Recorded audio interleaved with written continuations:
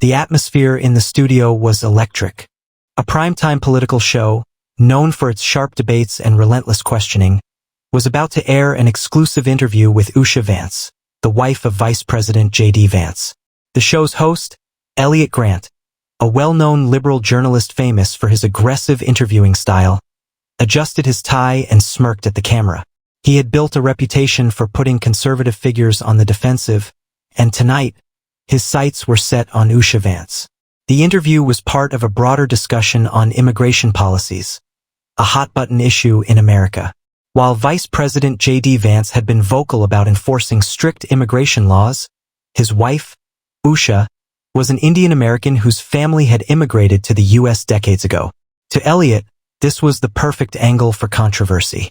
As the show went live, Usha sat poised, wearing a simple yet elegant dress, exuding confidence. She knew the stakes.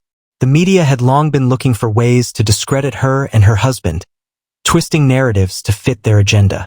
After a few general questions, Elliot leaned forward, his smirk widening as he prepared to launch what he thought would be his knockout punch. Elliot Grant, Mrs. Vance, you're an immigrant. Your parents were immigrants. Doesn't it seem hypocritical that your husband supports stricter immigration laws? I mean, if policies like the ones he backs existed back then, wouldn't your family have been kept out of this country? The words hung in the air for a moment, as if a sudden tension had wrapped around the studio. Elliot's expression was smug, his audience watching with anticipation. For a brief second, there was silence. The cameras zoomed in on Usha's face, waiting for a flustered reaction, a defensive answer, anything that would make headlines the next morning. But what happened next shocked the entire media world. The smirk on Elliot Grant's face lingered, expecting Usha to fumble, stutter, or at least show a flicker of discomfort. Instead, she tilted her head slightly, offering him a look of quiet confidence. The silence stretched just long enough to create a subtle unease in the room. Then, she spoke, her voice clear, unwavering. Usha Vance, Elliot, let me ask you something. Do you believe in following the law? The question caught him slightly off guard. He hesitated for a moment before nodding. Elliot Grant, of course I do. What does that have to do with? Usha Vance, then you and I agree on something. My parents were immigrants, yes, but they were legal immigrants. They followed the process, waited their turn, worked hard, and built a life here, just like millions of other legal immigrants. They respected America's laws and sovereignty. Do you think that should be mocked? Elliot blinked. He hadn't expected this. The audience watching at home, expecting either an emotional breakdown or a fiery rebuttal, leaned in closer. Usha Vance, you see, Elliot, the issue isn't immigration. It's illegal immigration. But people like you love to blur those lines. You act as if questioning illegal immigration is the same as opposing immigrants. But do you know who opposes illegal immigration more than anyone else? Legal immigrants. Because they know what it means to wait, to sacrifice, to earn their place in this great country. Elliot opened his mouth, but Usha didn't give him the chance to interrupt. Usha Vance, so, when you ask me if my husband's policies would have kept my family out, the answer is simple. No, because we followed the law.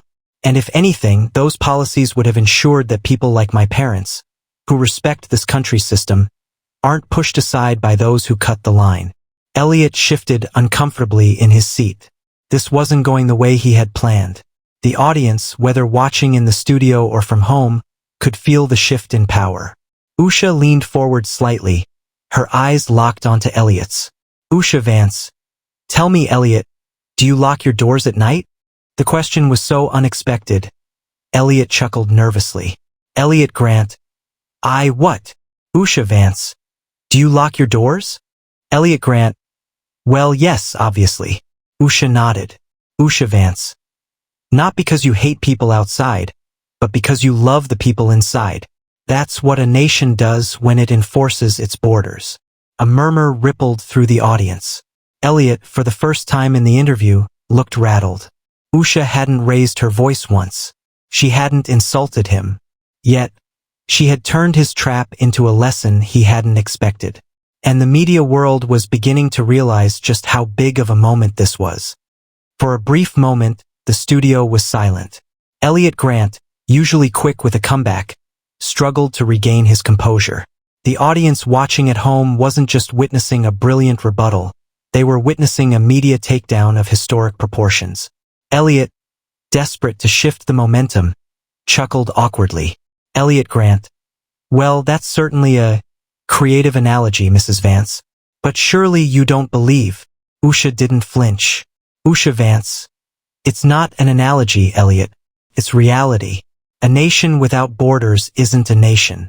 We don't let people barge into our homes and demand the same rights as those who live there. Why should America be any different? This time, Elliot didn't answer. He shifted in his chair, grasping for a counterpoint. The energy in the room had changed. The power dynamic had shifted. What happened next sent shockwaves through the media world. Within minutes of the segment airing live, clips of Usha's response exploded on social media. Hashtags like hashtag Usha Vance owns Elliot, hashtag legal not illegal, and hashtag borders matter began trending across Twitter, Instagram, and YouTube. Fox News ran the headline. Newspaper, Usha Vance destroys liberal journalist on immigration. CNN, while trying to downplay the moment, admitted in their analysis. Newspaper, Elliot Grant left speechless as Usha Vance defends legal immigration. But the real surprise came from the unexpected sources of support. Famous political commentator Bill Maher, who often criticized conservatives, tweeted, "You don't have to be a Republican to admit that Usha Vance just schooled Elliot Grant. The lady's got a point."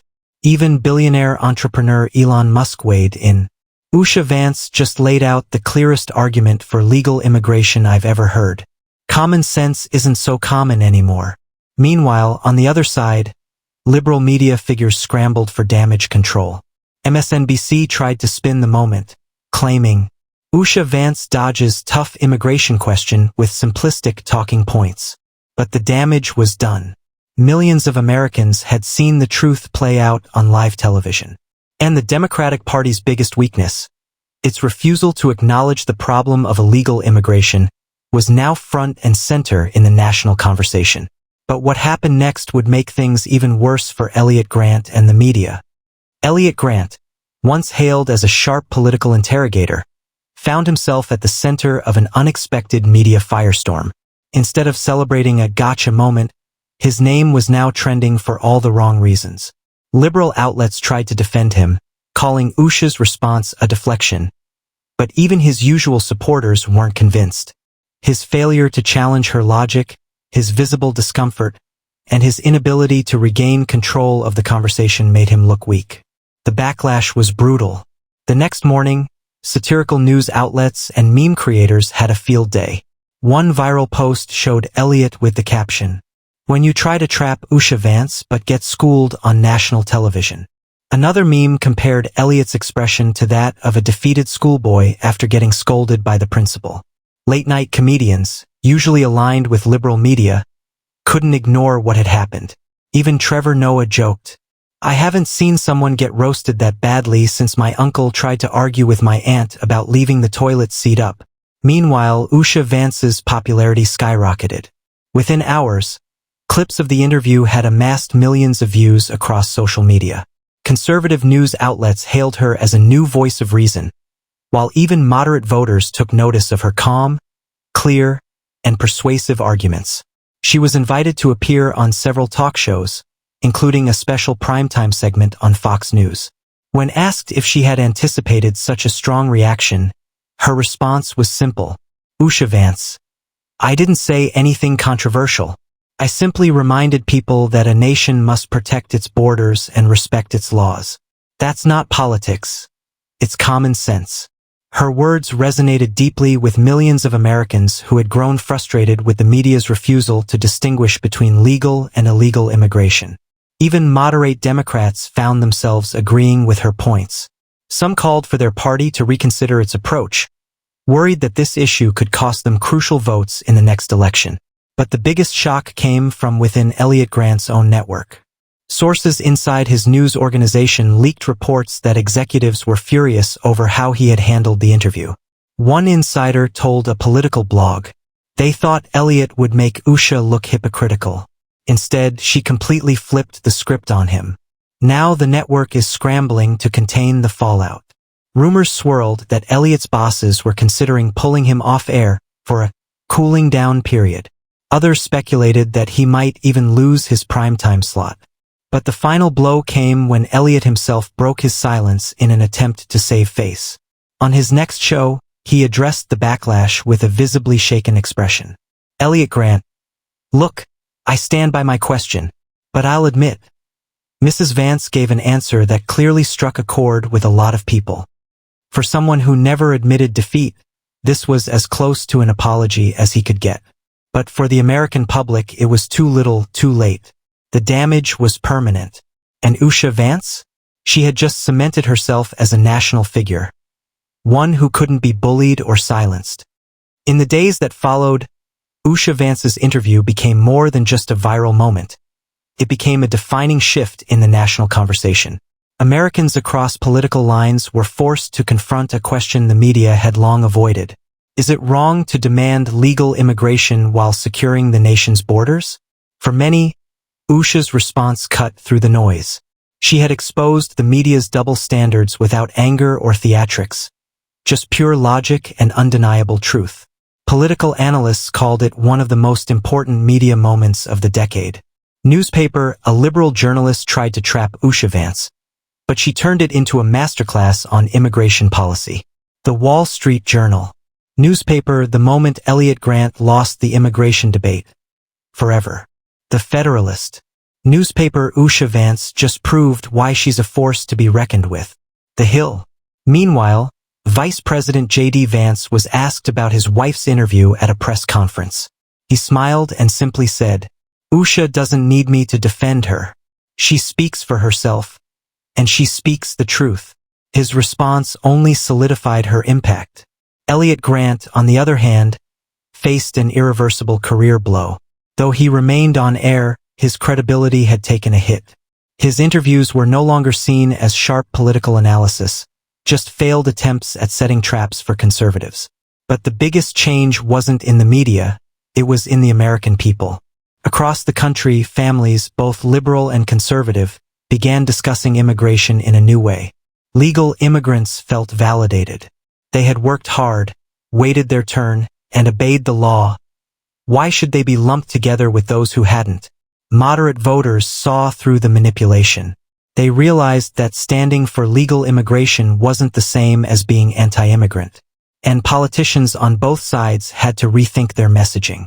Because one woman, calm, composed, and unshakably confident, had changed the game forever.